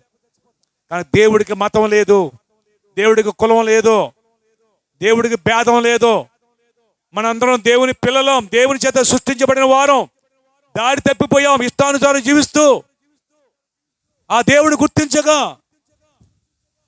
ఆ దేవుణ్ణి గ్రహించగా మన ఇష్టానుసారం జీవిస్తూ స్వార్థముతో ఏమండి భయంకరమైన జీవితాన్ని జీవిస్తూ పాప సంబంధంగా జీవిస్తూ పతనమైపోతున్నట్టు మనల్ని ప్రేమించి దేవుడు మన కోసం ప్రాణం పెట్టాడు. నువ్వెంత ఘోర పాపివైనా సరే నువ్వు నాకు కావాలి. నీ పాపానికి శిక్ష నేను భరిస్తున్నాను, శిలువలో నేను మోస్తున్నాను నీకోసం. నీ పాపం నేను మోసాను, నేను భరించాను, నీకు పాప క్షమాపణ ఇచ్చాను. రోమపత్రిక 10:8-9 చదవవలసిన లేదమ్మ. మనుషుడు రక్షించబడినట్లు నోటితో ఒప్పుకొని హృదయంలో విశ్వసించినట్లయితే వాడు రక్షించబడతాడు. నోటితో ఒప్పుకో, యేసు ప్రభువా నేను పాపినని హృదయంలో విశ్వసించు. హృదయంలో విశ్వసించడం ద్వారాగా రక్షణ కలుగుతుంది అని రాయబడుతుందండి. రక్షించబడతాడని బైబిల్ చెప్తుంది. డబ్బు ఇవ్వక్కలేదండి, ఇది ఎండి బంగారం ఇవ్వక్కలేదు. దేవుడు ఏది ఆశించట్లేదు, దేవుడిచ్చిందే నీకు. నువ్వు ఏది కలిగి ఉన్నది దేవుడిచ్చింది. కానీ నీ హృదయాన్ని ఈ దేవుడికి, నీ హృదయంలో చోటి, నీ హృదయాన్ని కోరుతున్నాడు దేవుడు. అవునండి, విశ్వాసం ఉంచు నీ హృదయంలో. ప్రభువా పాపిని ఒప్పుకో. ప్రభు చెప్పే మాట ఒకటే, మారు మనసు పొందండి. పరలోక రాజ్యం సమీపించింది. ఏ మనసుకు పొందాలి? అందరం కూడా పాపులమే. పాపం చేసినోడే కాదు, మన అందరము పుట్టటమే పాపులం. మన స్వభావమే పాప స్వభావం. కానీ ప్రభు ఒక్కడే పరిశుద్ధుడు. మన పాపములన్నింటినీ క్షమించి మన పాపంలోకి శిక్ష ఆయన భరించాడు, మన కోసం ప్రాణం పెట్టాడు. నీ కోసం ఎవరైనా ప్రాణం పెట్టారో ఒకసారి తిరిగి ఆలోచించేయి. ఎవ్వరూ ప్రాణం పెట్టలేరు, ప్రాణం పెట్టలేదు, ప్రాణం పెట్టరు. కానీ నీ కోసం ప్రాణం పెట్టినట్టు వాడు నీకు రక్షణ సిద్ధపరిచి ఎదురు చూస్తున్నాడు. ఎప్పుడు ఆయన వైపు వస్తావా అని లోబడనొల్లని ప్రజల వైపుకి దినమంతా చేతులు సాపుతూ ఉన్నాడు. ఆయన చేతులు నీ యొద్దకు రాయు, నీ యొద్దకంతా సాపాడు ఆయన.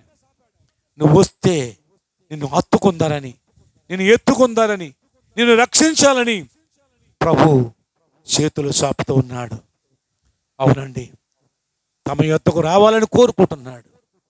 లోబడనొల్లని ప్రజల వైపుకు, లోబడలోని ప్రజలకు దినమెల్లా ప్రతిరోజు నీ దగ్గర సాపుతున్నాడు చేతులు. తల్లి నా దగ్గర రా, సహోదరుడా సహోదరి నీకు రక్షణ కలగజేస్తాను, నీకు పాప క్షమాపణ నా దగ్గర ఉంది, నా యొద్దకు రా. నువ్వు ఎక్కడికి పోయినా నీకు శిక్ష తప్పదు, నరక శిక్ష తప్పదు. ఆ నరక శిక్షను నేను తప్పించాను. నేను శిలువలో వేలాడి నీకు నీ పాపాన్ని నేను మోసాను. నా యందు విశ్వాసం ఉంచు. ఇదిగో నా యందు రక్షణ నీకుంది. నీకోసమే ఈ సువార్త, నీ కొరకే ఈ వార్త.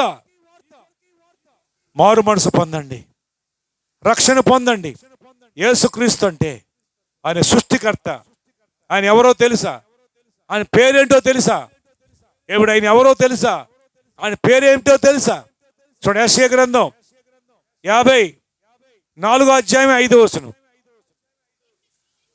నిన్ను సూచించిన వాడు నీకు భర్త అయి ఉన్నాడు, సైన్యములకు అధిపతియగు యెహోవా అని ఆయనకు పేరు. ఇశ్రాయేలు యొక్క పరిశుద్ధ దేవుడు నీకు విమోచకుడు. గమనించండి, సర్వలోకమునకు దేవుడని ఆయనకు పేరు. సర్వలోకమునకు, ఒక దేశానికే కాదు, ఒక రాష్ట్రానికే కాదు, ఒక జిల్లాకే కాదు, ఒక ఊరికి కాదు, ఒక గ్రామానికి కాదు, ఒక ఈదికి కాదు, ఒక కులానికి కాదు, సర్వలోకమునకు, ప్రపంచంలో ఉన్నటి సమస్త జాతుల వారికి, సమస్త దేశాల వారికి కూడా ఆయన సర్వలోకమునకు దేవుడని ఆయనకు మాత్రమే పేరు. దేవుళ్ళకు కాదు. దేవుళ్ళు వేరు, దేవుడు వేరు. సర్వలోకమునకు దేవుడని ఆయనకు పేరు. ఆయనే మన ప్రభు అయిన యేసుక్రీస్తు ఈ లోకమునకు వచ్చి ప్రాణం పెట్టాడు. ఆయన రక్షణ సిద్ధంగా ఉంది. చేతులు చాపి ఆహ్వానిస్తున్నాడు. ప్రయాసపడి భారం మోసుకొస్తున్న సమస్త జనులను నా యొద్దకు రండి, నేను మీకు విశ్రాంతి కలగజేస్తాను, శాంతి ఇస్తాను, సమాధానం ఇస్తాను, నెమ్మది ఇస్తాను. అంతేకాదు పరలోక రాజ్యం ఇస్తానంటున్నాడు. ఆ పరలోక రాజ్యం, ఆ పాప క్షమాపణ, ఆ నిత్యత్వం, శాపము నుండి పాప విడుదల కావాలంటే యేసును నమ్మండి. ఆయన ఈ రాత్రి మేము ప్రకటించిన యేసు నీతో ఉంటాడు. మేము ముగించి వెళ్ళిపోతున్నాం. దేవుడు ఇదిగో శ్రీని గారి కుటుంబాన్ని బలపరిచి, శ్రీని గారి కుటుంబం ద్వారా కొన్ని ఆత్మలకు సువార్త అందించాలని దేవుని ప్రేమ. ఇదిగో శ్రీని గారు ఒకప్పుడు ఆయన కూడా ప్రభు తెలియదు, కానీ ఈరోజు ప్రభు తెలుసుకున్నాడు. ఆయన ఉద్దేశం ఏంటంటే నా వల్ల అనేకులు తెలుసుకోవాలి. ఆయనలో ఉన్న ఆశయం తెలుసా? నా వల్ల అనేకులు తెలియాలి. ఈ రక్షణ సువార్త, ఈ ప్రేమ సువార్త అనేకులు తెలియాలి. ఈయన సర్వలోకానికి దేవుడు. ఇంతవరకు ఏదో అనుకున్నాను, ఏదో భ్రమలో ఉన్నానని ఉద్దేశంతో రక్షించబడిన ప్రతి ఒక్కరికి ఆశ ఇదే. అయ్యో నేను రక్షించబడ్డ, నాకు పరలోక రాజ్యం ఉన్నది. అయ్యో నా చుట్టూ ఉన్నట్టు ప్రజలందరూ అయ్యో సత్యం తెలియకుండా ఉన్నారు, వాళ్ళకి ఏ విధంగానైనా సువార్త ప్రకటించాలని ఇదిగో ఈ రాత్రి ఇంతగా మమ్మల్ని అందరినీ కూడా మరి ఆహ్వానించి మా కొరకు ఎంతగానో ఆతిథ్యం సిద్ధపరిచి, ఎంతో పరిచర్య చేసి, ఎంతో ప్రేమ చూపించి, ఇదంతా ఎందుకంటే దీనివల్ల ఆయనకి కలిసి రాదు. చాలామంది అనుకుంటారు ఆయనకి ఎంత డబ్బు ఇస్తారు, ₹1 ఇవ్వము మేము, ₹1 ఇవ్వమండి. ఏమండి ఎక్కడి నుంచి వచ్చేస్తుంది అనుకుంటారండి. ఎందుకంటే ఇది ఆనందం, రక్షణ ఆనందం. ఈ రక్షణానందం పొందిన వారు ఇతరులు కూడా ఆ రక్షణానందం పొందాలని ఆశతో ఈ విధంగా ప్రయాసపడుతూ ఉంటారు. కాబట్టి ఈ విధంగా క్రీస్తు ప్రేమను మీకు తెలియజేశాం. యేసుక్రీస్తునందు విశ్వాసం ఉంచండి, ఆయన ఇచ్చే రక్షణ పొందండి. దేవుడు మిమ్మల్ని, మీ కుటుంబాలను రక్షించునుగాక. ప్రార్థన చేసుకుందాం. సూర్యబాబు గారు వచ్చి చిన్న ప్రార్థన చేస్తారు. సింపుల్గా చిన్న ప్రార్థన చేస్తారు. ఇది ముసుగుపోయినట్టు దగ్గరికి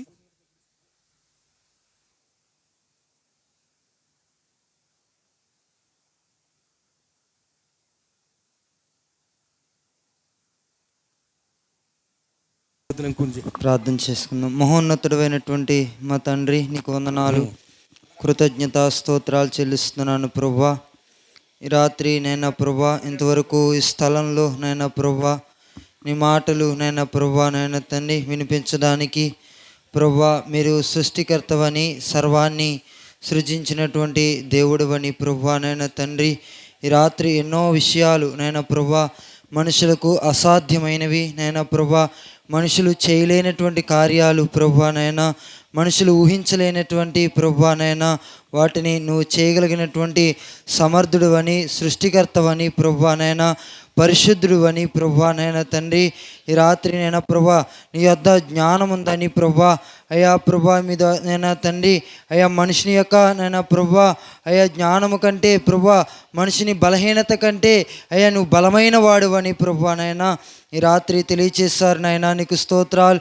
అంతకంటే ప్రాముఖ్యంగా మర్మాలు బయలుపరిచే దేవుడు అని ప్రభా, నీవు నాకు మొరపెట్టువు నేను నీకు ఉత్తరం ఇస్తానని ప్రభా వాగ్దానం ఇచ్చినటువంటి దేవుడు అని ప్రభా, ప్రార్థన ఆలకించేవాడు అని సహాయం చేసేవాడు అని ప్రభా నాయనా ఈ రాత్రి నైనా ప్రభా అన్నిటికంటే ప్రాముఖ్యమైనది పాపము నుండి, శాపము నుండి, అతిక్రమాల నుండి, అవిధేయతల నుండి ప్రభా అయ్యా పాప విమోచన కలిగించే దేవుడు అని ప్రభా అయ్యా ఈ రాత్రి తెలియచేశారు నైనా. నీకు వందనాలు. అందరైతే ఈ మాటలు విన్నారో ఆనాడు దావీదు నైనా ప్రభా, ఆనాడు దానియేలు నైనా ప్రభా ప్రార్థించినప్పుడు మర్మాన్ని బయలుపరిచిన దేవుడువు. ఈ రాత్రి ఎందరైతే పాప జీవితం విషయంలో ప్రభా అయ్యా ప్రాకులాడుతున్నారో, పాపములో దొరలాడుతున్నారో వారందరికీ నూతన విడుదల కలిగించమని ప్రార్థన చేస్తున్నాను ప్రభా. నీకు వందనాలు. ఎందరైతే పాపము చేత అయ్యా ప్రభా పాపమనే కట్ల చేత బంధించబడి విడుదల లేకుండా పాపమనే బురదలో దొరలాడుతూ అయ్యా పాపపు మురికలో అయ్యా పొరలాడుతూ ఉన్నారు వారందరికీ విడుదల దయచేయమని ప్రార్థన చేస్తున్నాను. వారందరికీ కూడా ఈ రాత్రి నీ మాటలు విన్నవారి జీవితాల్లో నూతన కార్యాన్ని చేయమని ప్రార్థన చేస్తున్నాను ప్రభువా. నీకు వందనాలు. నువ్వు జ్ఞానం ఇచ్చేవాడివి, నువ్వు సహాయం చేసేవాడివి, ఎలాంటి పరిస్థితికైనా చాలిన దేవుడవు, సమర్థుడైన దేవుడవు, పరిశుద్ధుడైన దేవుడవు, పాపము లేని అయ్యా ఉన్నతుడవు నాయనా. నీకు స్తోత్రాలు నాయనా, నీకు వందనాలు. ఈ రాత్రి నైనా ప్రభా ఇంతవరకు అందించిన నీ మాటలన్నిటిని బట్టి నీకు కృతజ్ఞతా స్తోత్రాలు చెల్లిస్తున్నాను. ఈ స్థలమందు ప్రభా వినిపించినటువంటి మాటలు ఈ మైక్ యంత్రం ద్వారా ఎందరైతే విన్నారో వారందరి జీవితాల్లో ఒక నూతన కనువిప్పి కలిగించి మారు మనసు కలిగించమని ప్రార్థన చేస్తున్నాను ప్రభా. నీకు వందనాలు. వారి జీవితాల్లో ఉన్నటువంటి అయ్యా మాలిన్యం అంతా, వారి జీవితాల్లో ఉన్న పాపస్వరోత జీవితం అంతా కూడా యేసు నామములో విడిపించమని ప్రార్థన చేస్తున్నాను. రక్షణ దయచేయమని ప్రార్థన చేస్తున్నాను. పాప విమోచన కలిగించి పరలోక రాజ్యపు వారసులుగా ప్రతి ఒక్కొక్కరిని సిద్ధపరచమని యేసు ఉన్నతమైన నామంలో ప్రార్థించి వేడుకుంటున్నాను మా పరమ తండ్రి. ఆమేన్. చిన్న ప్రార్థన ఆశీర్వాదంతో ముగించుకుందామండి. రేపు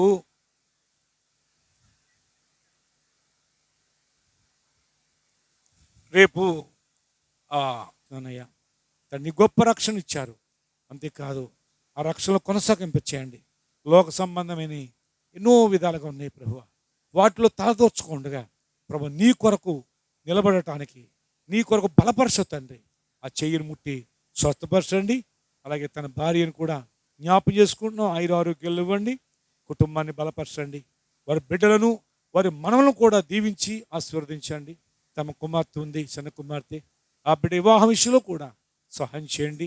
మరి నీ బిడ్డ చేస్తున్నటి యొక్క వ్యాపారం కానీ ప్రభు, ఆ వ్యవసాయం కానీ, అది ఏదైనా కానీ తండ్రి అది ఫలింప చేయండి, ఆశీర్వదించండి, దీవించండి.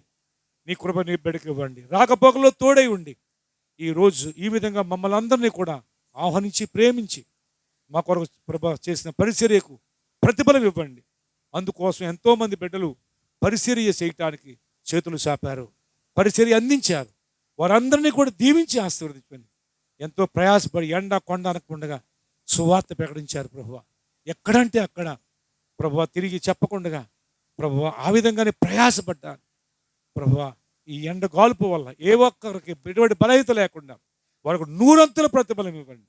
సువార్త ప్రకటిస్తున్న యోధులుగా ప్రభువా, మరి గొప్ప వీరులుగా వారిని సిద్ధం చేసి దీవించి వారు ప్రభువా మరి ప్రతి ఒక్కరిని కూడా వారి కుటుంబాలను బలపరచమని యేసు నామములో ప్రార్థిస్తున్నాను. అలాగే సిద్ధపరిచిన అల్పాహారమును దీవించి బోధిస్తున్న ప్రతి బిడ్డకు ఆరోగ్యం ఇచ్చి ప్రతిఫలం దయచేయమని యేసు నామమున ప్రార్థన చేస్తున్నాను మా పరమ తండ్రి. ఆమేన్, ఆమేన్, ఆమేన్.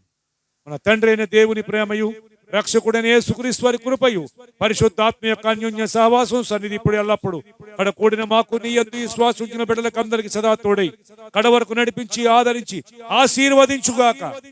దేవుడు మిమ్మల్ని మీ కుటుంబములను దీవించునుగాక. ఆమేన్, ఆమేన్, ఆమేన్. అందరికీ వందనాలండి, అందరికీ వందనాలండి. అందరూ భోజనం చేసి